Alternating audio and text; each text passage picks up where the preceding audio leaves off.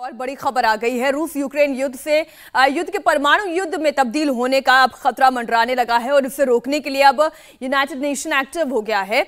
आज यूएनजीए यानी United nation general assembly की इमरजेंसी मीटिंग हो रही है। भारतीय समय के मुताबिक आज रात 8:30 बजे यूएनजीए की बैठक होगी। बीती रात सिक्योरिटी काउंसिल ने जनरल असेंबली की इमरजेंसी बैठक बुलाने का प्रस्ताव पास किया। यूनाइटेड नेशन सिक्योरिटी काउंसिल में प्रस्ताव के पक्ष में 11 और विरोध में 1 वोट पड़ा। एक बार फिर भारत, चीन और यूएई ने वोटिंग में हिस्सा नहीं लिया। ये अगर हम ये कहें कि भारत की नॉन अलाइंड नीति जो है वो एक बार फिर यहाँ पर दिखाई दी है और यूएनएससी ने ये जो जनरल असेंबली के पक्ष में वोट किया 11 और 1 के अनुपात में आज भारतीय समय अनुसार 8:30 बजे ये मीटिंग होगी। बिल्कुल मीनाक्षी, और देखिए कि जो यूनाइटेड नेशन सिक्योरिटी काउंसिल की बैठक हुई थी, जो प्रस्ताव लाया गया था, उसमें भी भारत का जो रुख था वही रुख यहां पर भी देखने को मिल रहा है। और दूसरी बात हमारे साथ सर जुड़े हुए हैं, ताहिल साहब हमारे साथ जुड़े हैं। ताहिल साहब, एक बताइए कि 2 चीजें हैं सर।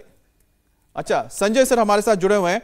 संजय सर, एक बात बताइएगा, जिस तरह से 2 चीजें सामने हैं, एक तो है कि बड़ी मीटिंग हुई जिसमें तय हुआ कि भारत के कैबिनेट मिनिस्टर्स, तमाम मिनिस्टर्स जा रहे हैं वहां पर इवैक्यूएशन को देखने के लिए। ये कितना बड़ा मुश्किल काम होगा भारत के लिए इस वक्त, क्योंकि मैनेज करना, क्योंकि लड़ाई लगी हुई है, और इसको डिप्लोमेटिकली किस तरह से किया जाएगा, पुश कैसे मिलने जा रहा है?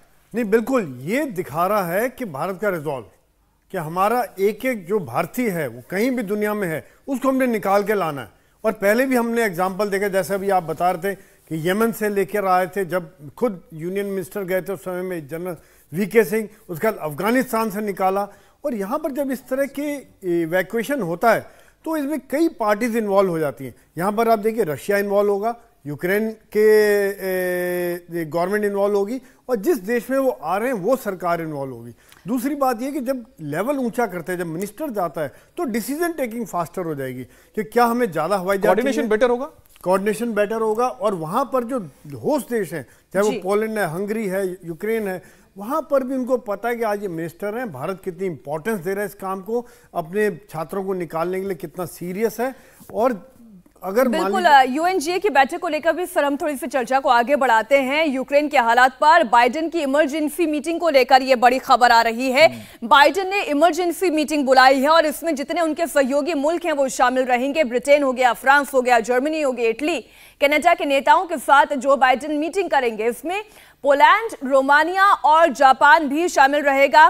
जनरल मैफ्टन भी अब हमारे साथ जुड़ गए हैं, हम उनसे भी इस पर रिएक्शन ले लेते हैं। सर, इमरजेंसी मीटिंग की बात कही जा रही है, जो बाइडेन जितनी ताकत इकट्ठा कर सकते हैं रशिया के खिलाफ, वो भले ही युद्ध में ना जाएं, लेकिन जितना साइकोलॉजिकल प्रेशर बना सकते हैं, इंटरनेशनल प्रेशर बना सकते हैं, वो ये तमाम प्रयास कर रहे हैं। मीनाक्षी, जय हिंद। जरूरी बात यह है कि देखिए ये बैटल ऑफ माइंड्स है 2 लीडर्स के बीच में, और साथ ही साथ एक लीडर है ज़ेलेंस्की, इनको पूरा वेस्टर्न वर्ल्ड का सपोर्ट है और काफी हद तक रेस्ट ऑफ द वर्ल्ड का भी सपोर्ट है। और अभी तक किसी नेशन ने, इंक्लूडिंग चाइना ने, बिल्कुल डायरेक्ट सपोर्ट नहीं किया। उन्होंने एब्सटेन जरूर किया है बट डायरेक्ट सपोर्ट नहीं किया है। तो ये सब मद्दे देखते हुए यूएन सिक्योरिटी काउंसिल में आपको पता है ये जितनी भी अभी तक मीटिंग्स हुई है, रेजोल्यूशन वो एक ही सदस्य है जो रशिया है, वो तो उसको वीटो कर देता है। तो अभी ये जो इमरजेंसी मीटिंग बुलाई जा रही है यूएन सिक्योरिटी जनरल असेंबली की, ये मेरे ख्याल एक अच्छा स्टेप है, क्योंकि इसमें अभी पता चल जाएगा पूरे वर्ल्ड को कि कितनी कंट्रीज हैं जो ओपनली सपोर्ट किसको कर रही है और कितनी न्यूट्रल हैं और कितनी रशिया को सपोर्ट दे रही हैं। तो ये बेहद अच्छा कदम है। और मेरे ख्याल देखिए फाइनली एंड स्टेट सब बात कर रहे हैं लड़ाई कैसे खत्म होगी कि नहीं। बिल्कुल, टारगेट तो यही होना चाहिए विश्व का, खुद रूस और यूक्रेन का भी, कि ये लड़ाई वो खत्म करें। लेकिन लड़ाई है कि खत्म होने का नाम नहीं ले रही है। 5वां दिन है सर। कीव की ग्राउंड सिचुएशन पर यूक्रेनी आर्मी का अब एक नया दावा आया है। कीव पूरी तरह से हमारे नियंत्रण में है, ये यूक्रेनी आर्मी ने कहा है। रूस का कीव के कई इलाकों में कब्जे का दावा है, उसके काउंटर में ये एक और दावा किया जा रहा है। मनीष भी अब हमारे सहयोगी अंदर स्टूडियो में जुड़ गए हैं। मनीष, ये एक बार फिर काउंटर दावा अगर हम ये कहें, रूस ये कहता है हम कीव के अंदर हैं, बहुत से इलाके हमारे कब्जे में, हम खार्किव में बैठे हुए हैं, हम मारियोपोल में बैठे हुए हैं, हम मेल्टिपोल में बैठे हुए हैं।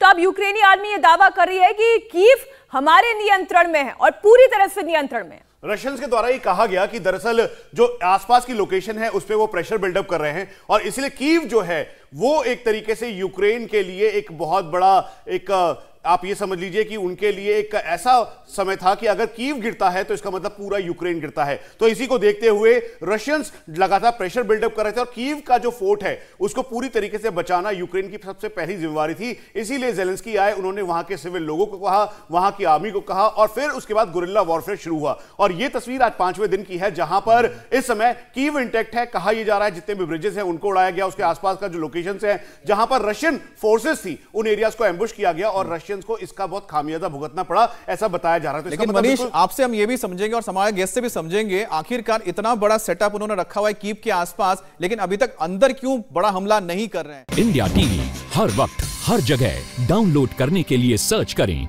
India TV news Google play store या ऐप स्टोर पर।